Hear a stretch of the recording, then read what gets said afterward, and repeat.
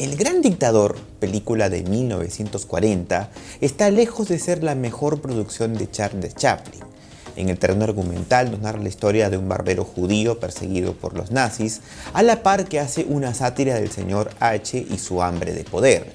Sin embargo, salvo algunas escenas memorables como esta, con poco más de 2 horas de edición, El Gran Dictador es aquellas películas que uno no ve para entretenerse, sino más bien por amor al arte. O por ver qué hay de nuevo viejo, ya que en ella Charles Chaplin iba a hacer 2 cosas poco usuales. La primera, que iba a salir de su personaje Charlotte e iba a interpretar en simultáneo al héroe y al villano de la cinta. Y segundo, que iba a hablar, lo cual por sí solo era una novedad, ya que a considerar que a esas alturas del partido, Chaplin era de los pocos cineastas que aún seguía haciendo cine mudo. Con lo cual veíamos algunos póster como este donde se veía la gran innovación. Él habla, dice. Finalmente Charles Chaplin iba a hablar en una de sus películas y esto quizás hizo que fuese la más taquillera de su filmografía. Charles Chaplin iba a hablar, pero nadie sabía en qué contexto ni qué iba a decir. Sin embargo, se tiró uno de los discursos más poderosos de toda la historia del cine, lo que me hace pensar que en general la película importaba poco. Era de hecho una excusa para decirle al mundo lo que pensaba sobre las dictaduras, sobre el adoctrinamiento, sobre el lavado de mentes que suponía el nazismo, con un discurso que penosamente aún se puede aplicar en contra de esta enfermedad que desgraciadamente parece no tener antídoto, que hace que la gente tenga delirios con las dictaduras y tras la pérdida del sentido, febrilmente añoren padecer una. Bueno, para ellos va este video, pero sobre todo para ti, amante de la libertad, para que lo tengas presente y caigas en cuenta de lo increíblemente actual que suena. Así que vamos por un café porque esto va a estar muy interesante. El Gran Dictador, como repito, es la historia de un barbero judío perseguido por un régimen que parodia la Alemania nazi, en la película llamada Tomania. En algún momento de la trama, como en El Príncipe y el Mendigo, este barbero es confundido con Hynkel, el dictador, y es conducido para que dé un discurso tras una guerra en la que Tomania ha anexado para sí una nueva nación, razón por la cual se le presenta como el gran emperador y como el fundador de un nuevo orden mundial. El barbero, que escucha estas palabras, en un principio no quería hablar, estaba intimidado, y sin embargo pronuncia un discurso que parece que lo hubiera preparado toda su vida. Atentos. I'm sorry. But I don't want to be an emperor. That's not my business. I don't want to rule or conquer anyone. I should like to help everyone if possible. Jew, Gentile, black man, white. We all want to help one another. Human beings are like that. We want to live by each other's happiness, not by each other's misery. Aquí vemos que el barbero empieza con una disculpa, dice que no quiere ser dictador, que no es su oficio, dice que no quiere dominar ni aplastar a nadie, que más bien quiere ayudar, y al final de esta primera parte concluye: queremos vivir para la felicidad del otro, no para su desgracia, para su miseria. Y sí, empieza un poco bajo, sustentando un principio básico pacifista, quizás de una manera un poco cursi. Chaplin solía tener alguna que otra frase sentimentaloide, como la muy conocida "me gusta caminar bajo la lluvia porque nadie puede ver mis lágrimas", que no está en ninguna película pero sí en su autobiografía. A decir verdad, Chaplin era bastante soñador en varios aspectos de su vida, tal como lo vemos en la película Chaplin de 1992, una película biográfica que narra su vida, y sobre todo en aquella escena donde describe cómo creó a su personaje Charlotte, en la que hablaba de la magia, de que el sombrero lo llamó, de que el bastón vino volando, pero su biógrafo lo interrumpe y le dice: eso es mentira y tú lo sabes. Y sí, Chaplin era un tanto soñador y podría sonar incluso un tanto iluso. Sin embargo, tenía las convicciones claras. En fin, lo interesante de estas primeras líneas, que tienen que ver con el tiempo presente, es que contradicen el ideario de muchos, quienes piensan que, o más bien añoran, que venga un tipo que se encargue de su mundo, que tome las medidas necesarias para poner orden en favor de unos, pero también en perjuicio de otros, a quienes muchas veces asimilamos de forma negacionista. Por ejemplo, que son extranjeros, que son pocos, que se lo merecen, que lo tienen bien hecho, etc. No, aquí el barbero, que es la antítesis del dictador, dice: no hay que vivir para la miseria del otro, porque In this world there's room for everyone, and the good earth is rich and can provide for everyone. The way of life can be free and beautiful, but we have lost the way. Greed has poisoned men's souls. Our knowledge has made us cynical, our cleverness hard and unkind. We think too much and feel too little. dice: pensamos demasiado y sentimos muy poco, que es parte de lo que venía diciendo, ya que se trata de un discurso romántico, lo cual no contrasta con lo que está parodiando, que es a Hitler.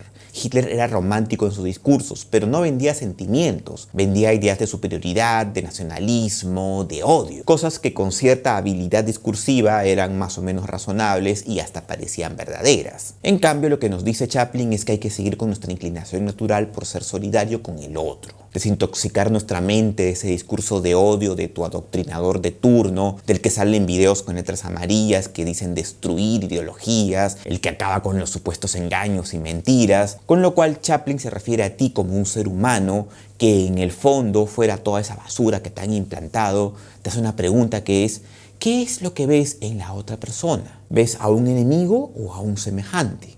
The aeroplane and the radio have brought us closer together. The very nature of these inventions cries out for the goodness in men, cries out for universal brotherhood, for the unity of us all. Even now, my voice is reaching millions throughout the world, millions of despairing men, women, and children, victims of a system that makes men torture and imprison innocent people. To those who can hear me, I say, do not despair. Luego nos habla de los inventos y toda la tecnología que ha sido capaz de crear la humanidad, la cual no es mala por sí sola, pero depende de cómo la utilizamos. Esto lo vemos, por ejemplo, en tiempos recientes, cuando apreciamos cosas maravillosas como las redes sociales, que pueden ser utilizadas como instrumentos de solidaridad, pero también tras casos como los Facebook Papers, se convierten fácilmente en canales para propagar odio, manipulación y desinformación. Con esto, por supuesto, se descarta el argumento de muchos antitecnología, quienes afirman que la tecnología precisamente deshumaniza.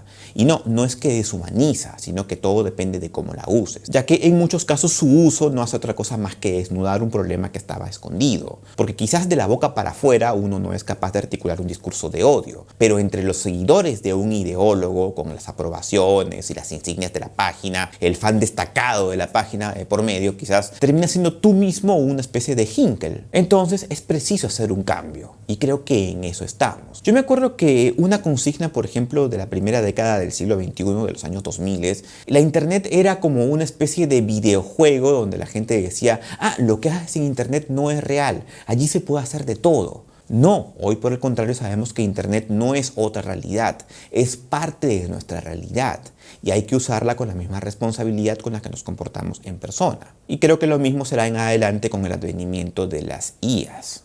The misery that is now upon us is but the passing of greed, the bitterness of men who fear the way of human progress. Ahora, aquí nuevamente Chaplin reincide sobre el resentimiento en contra del progreso de la especie humana. Creo que queda claro que Chaplin es más o menos progresista frente al estatismo y por supuesto la Alemania de Hitler. Y diría yo contra cualquier estatismo actual.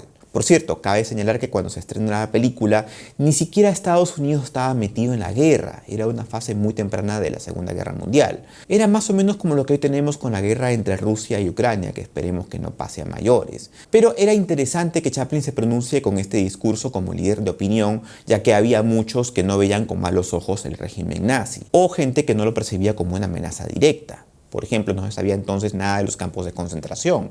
The hate of men will pass, and dictators die, and the power they took from the people will return to the people. Soldiers, don't give yourselves to brutes. Men who despise you, enslave you, who regiment your lives. You are not machines, you are not cattle, you are men. You have the love of humanity in your hearts. You don't hate, only the unloved hate, the unloved and the unnatural. Soldiers, don't fight for slavery, fight for liberty. Aquí se ve un poco más de lo mismo, solo que con un tono un poco más emotivo. En esta parte Chaplin apela a la humanidad de los soldados, dice que no son máquinas y que no se sacrifiquen por dictadores, que al final los dictadores van a morir, van a pasar y lo único que queda es la humanidad. Y concluye: soldados no peleen por la esclavitud, peleen por la libertad, con argumentos similares al discurso de la esclavitud voluntaria de Etienne de la Boétie. Let us fight for a new world, a decent world, that will give men a chance to work, that will give youth a future and old age a security. By the promise of these things, brutes have risen to power, but they lie. They do not fulfill that promise. They never will. Dictators free themselves, but they enslave the people. Now let us fight to fulfill that promise. Luego, aquí prosigue con una idea que se puede resumir en aquella famosa frase de Benjamin Franklin: aquellos que sacrifican la libertad por la seguridad no merecen tener ninguna de las dos. Porque por lo general este es el viejo cuento del dictador. Ellos te dicen: yo te voy a dar seguridad, te voy a dar azúcar, pero te voy a quitar de a poquitos, casi sin que te des cuenta, tu libertad. No, aquí Chaplin te dice: no luches por esa idea, lucha siempre por la libertad. Ese es el camino correcto. Let us fight to free the world, to do away with national barriers, to do away with greed, with hate and intolerance. Let us fight for a world of reason, a world where science and progress will lead to all men's happiness. Soldiers, in the name of democracy, let us all unite! Y luego, por fin, termina siendo un llamado general a la unidad, estableciendo la razón como el principio fundamental. A pesar de que anteriormente, no sé si se acuerdan, dijo que pensamos mucho y sentimos muy poco. Lo cual a mí a su vez me hace pensar que en efecto cuando hablaba de pensar en un primer momento se refería al consumo y propaganda de ideas, no al pensamiento crítico en sí. Cosa que podríamos ver de forma un poco gráfica si es que aplicamos la analogía de la caverna de Platón. La ideología sería el nivel más abajo, esas ideas de que nuestro país es lo mejor, de la supremacía, del nacionalismo, la propaganda, todo eso está como en el nivel de las sombras. Luego tenemos a los sentimientos humanos como el nivel medio, a los cuales apela Chaplin como una especie de salida, y al final la razón, que es a lo que te tiene que conducir todo, como el nivel más alto, pero la razón entendida como el pensamiento crítico. Y es que el problema de las ideologías, como ocurría y ocurre ahora, es que invierten este esquema, diciendo que el pensamiento crítico es una pérdida de tiempo, es engañoso, es confuso, no te lleva a ningún lado, es tibio, etc. Por lo tanto, hay que anularlo, hay que cancelarlo, o más bien al puro estilo de Hitler, quemar libros, lo equivalente a la cancelación mediática actual. No digo nada, no oigo, no veo a nadie que piense diferente que yo. Porque claro, a las dictaduras no le conviene que pienses diferente. Y de ahí la importancia de contrastar, de escuchar otros puntos de vista, de conversar, para no hacer la inversión de la caverna. Porque eso es lo que nos hace prosperar. Y de allí es lógico que los sentimientos entren en concordancia con la razón. Porque si es al revés, pues bueno, ya vimos los resultados, lo que se dio a mediados del siglo XX. Peligro del que desgraciadamente aún no estamos exentos.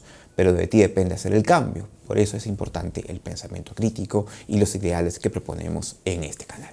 Un poco modestia aparte, sabes que estás invitadísimo a ver otros canales que incluso critiquen al Monitor Fantasma, pero que en el fondo lo que van a hacer es nada más ni nada menos que ampliar tu punto de vista. Bueno amigos, espero que les haya gustado este video y si ha sido así, los invito a suscribirse a mi canal para no perderse nada del contenido de Monitor Fantasma.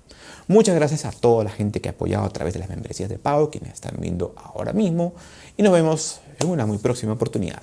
Áspera ad astra.